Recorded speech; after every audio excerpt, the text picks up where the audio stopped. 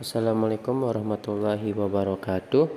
Selamat pagi, perkenalkan saya Muhammad Farid Sakapi dengan NIM 24211014, mahasiswa program studi pendidikan matematika. Pada kesempatan ini, saya akan mempresentasikan makalah saya yang berjudul Teori Grup, Definisi, Sifat-sifat, dan Teorema Grup. Makalah ini disusun sebagai bagian dari tugas mata kuliah Struktur Aljabar di Fakultas Sains Teknik dan Terapan, Universitas Pendidikan Mandalika tahun ajaran 2026. Nah, sebelum masuk ke pembahasan, saya akan sampaikan dulu ruang lingkup dari presentasi ini. Ada 4 bagian utama. Pertama, pendahuluan yang berisi latar belakang, rumusan masalah, dan tujuan penulisan. Kedua, kajian pustaka, pembahasan pengertian grup, dan tabel perkalian atau Cayley table. Ketiga, pembahasan yaitu bagian inti yang berisi definisi 3.3 sampai 3.6 serta teorema 3.4 dan 3.5 lengkap dengan pembuktiannya, dan terakhir penutup berisi kesimpulan, saran, serta daftar pustaka. Masuk ke bab 1, pendahuluan bagian latar belakang.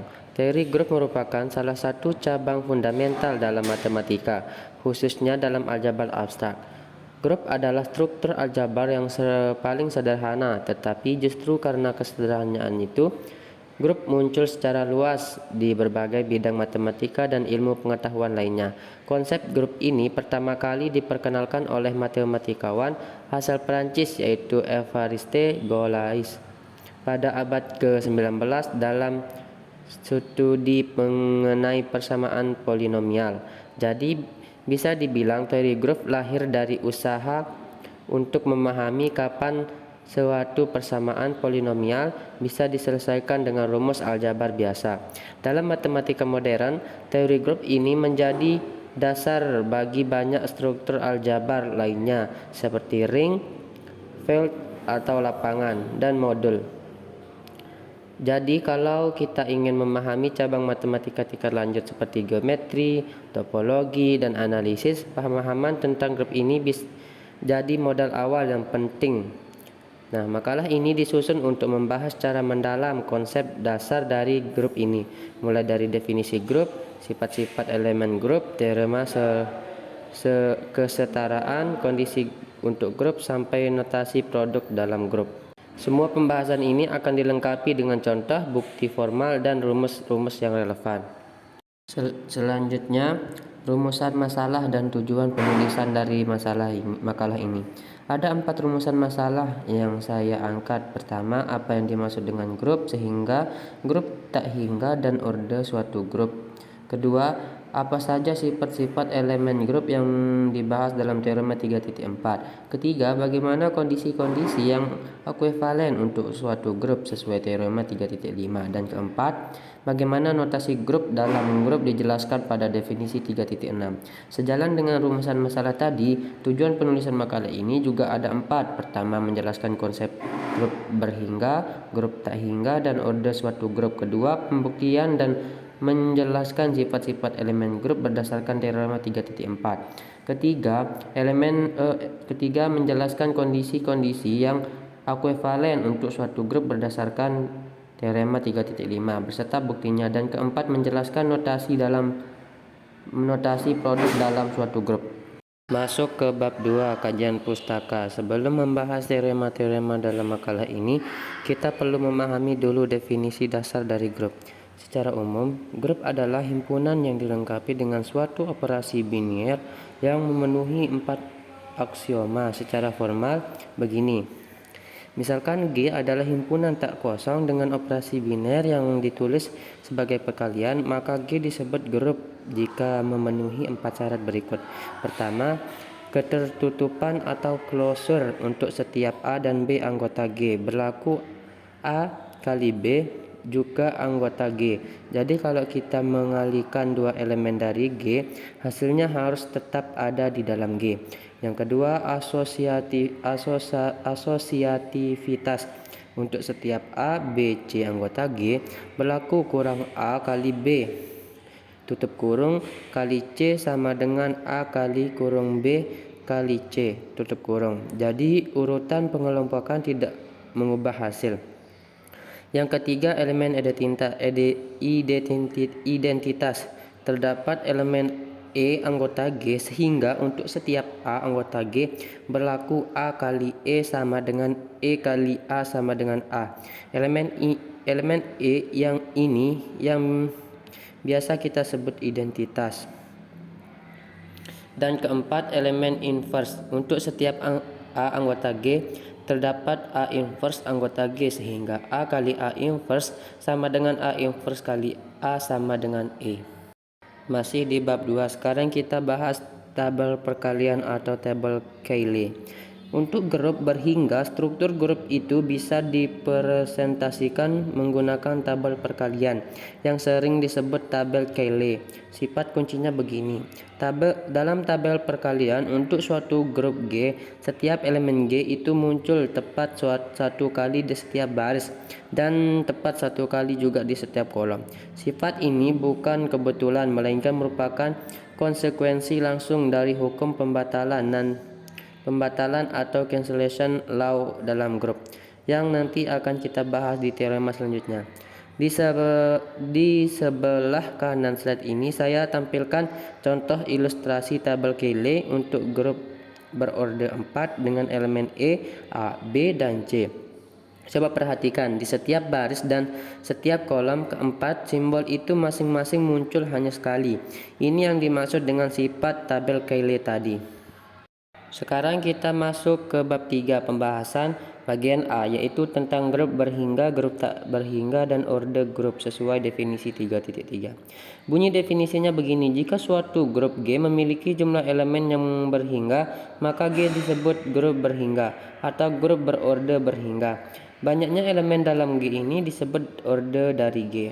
Dinotasikan dengan O kurung G tutup kurung, atau bisa juga ditulis dengan tanda mutlak garis tegak G garis tegak.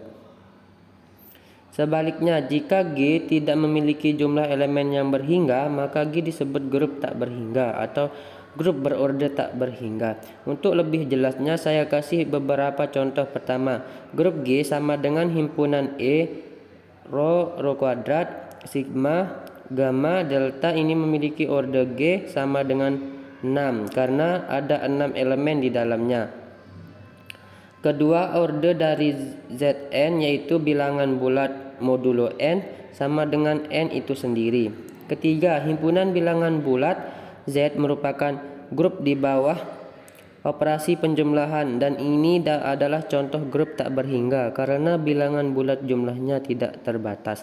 Dan keempat, jika A adalah himpunan tak berhingga, maka S dari A yaitu himpunan semua permutasi dari A juga memberikan contoh grup tak berhingga. Selanjutnya bab 3 bagian B, yaitu teorema 3.4 tentang sifat-sifat elemen grup. Misalkan G adalah grup terhadap operasi biner yang ditulis sebagai perkalian, ada 5 sifat penting yang berlaku di sini. Sifat A, elemen identitas di E dalam G adalah tunggal, jadi cuma ada satu elemen identitas dalam grup. Sifat B, untuk setiap X anggota G inverse X yaitu X pangkat minus 1 dalam G adalah tunggal, jadi setiap elemen hanya punya satu inverse. Sifat C, untuk setiap X anggota G berlaku X inverse lagi sama dengan X. Jadi kalau kita ambil inverse dari inverse, kita kembali ke elemen semula. Sifat D, ini yang disebut hukum orde terbalik atau reverse order law. Untuk setiap X dan Y adalah dalam G berlaku kurung X kali Y tutup kurung. Inverse sama dengan Y inverse kali X inverse, jadi urutan hasil kalinya terbalik. Dan sifat E, hukum pembatalan atau cancellation law. Jika A, X, dan Y ada dalam G, maka salah satu dari persamaan A kali X sama dengan A kali Y atau X kali A sama dengan Y kali A itu mengimplementasikan X sama dengan Y. Jadi elemen A di kedua sisi bisa dicoret atau dibatalkan. Nah, dua sifat ini yaitu sifat B dan sifat D akan saya buktikan di slide berikutnya. Sekarang kita masuk ke pembuktian bagian B, yaitu keunikan inverse. Misalkan X anggota G dan misalkan Y serta Z keduanya merupakan inverse dari X, artinya X kali Y sama dengan E sama dengan Y kali X dan X kali Z sama dengan E sama dengan Z kali X. Sekarang kita akan tunjukkan bahwa Y sama dengan Z dengan langkah-langkah berikut. Perhatikan baik-baik urutannya. Langkah pertama, Y sama dengan E kali Y ini karena E adalah identitas, jadi mengalihkan Y dengan E tidak mengubah nilainya. Langkah kedua, E kali Y ini kita ganti E-nya dengan Z kali X karena tadi kita tahu Z kali X sama dengan E. Jadi sekarang kurung Z kali X tutup kurung kali Y. Langkah ketiga, dengan sifat asosiatif kurung Z kali X tutup kurung kali Y ini sama dengan Z kali kurung X kali Y tutup kurung. Langkah keempat, karena X kali Y sama dengan E, maka Z kali kurung X kali Y tutup kurung ini sama dengan Z kali E. Dan langkah terakhir, Z kali E sama dengan Z karena E adalah identitas.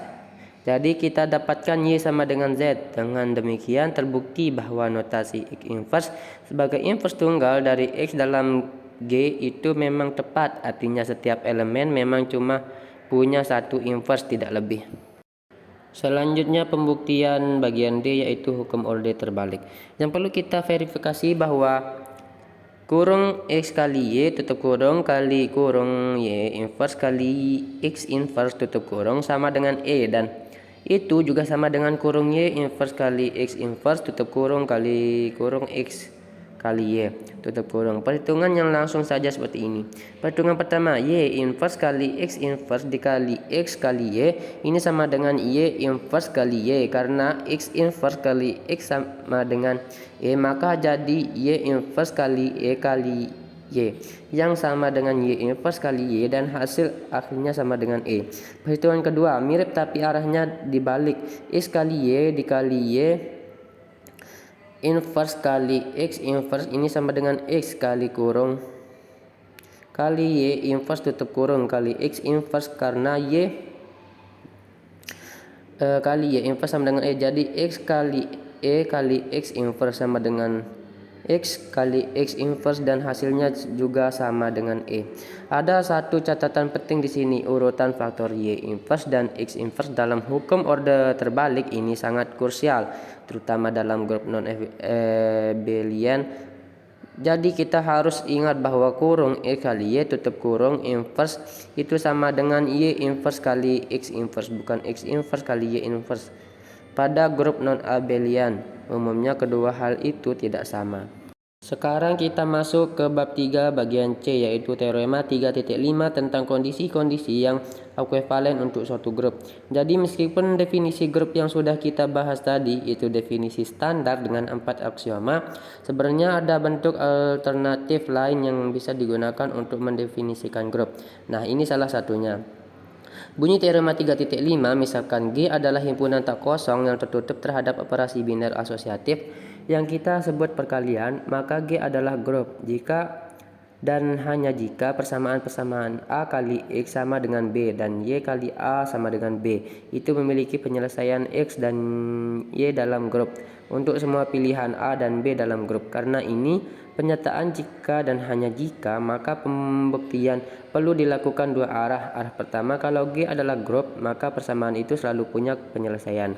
Arah kedua, sebaliknya, kalau persamaan itu selalu punya penyelesaian, maka G pasti grup. Dua arah ini akan saya jelaskan satu persatu di slide berikutnya. Kita mulai dari arah pertama, yaitu jika G adalah grup maka persamaan tersebut selalu punya penyelesaian. Misalkan G adalah grup dan B adalah elemen sembarang dari G, karena A inverse itu ada dalam G sesuai aksioma elemen inverse, maka kita bisa pilih X sama dengan A inverse kali B dan Y sama dengan B kali A inverse. Sekarang kita verifikasi untuk persamaan A kali X sama dengan B. Kita substitusi X-nya jadi A kali kurung A inverse A kali B tutup kurung. Dengan sifat asosiatif ini sama dengan kurung A kali A inverse tutup kurung kali B.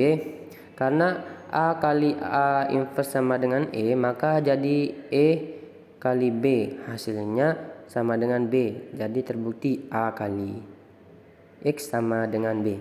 Untuk persamaan Y kali A sama dengan B, caranya serupa, kurung B kali A inverse tutup kurung kali A sama dengan B kali kurung A inverse kali A tutup kurung sama dengan B kali E sama dengan B. Dengan demikian terbukti bahwa G memiliki penyelesaian X dan Y untuk kedua persamaan tersebut. Artinya kondisi teorema 3.5 ini terpenuhi kalau G memang grup. Sekarang arah sebaliknya yang sedikit lebih panjang. Jika persamaan-persamaan tersebut selalu memiliki penyelesaian dalam G, maka G adalah grup. Saya bagi jadi 3 langkah utama.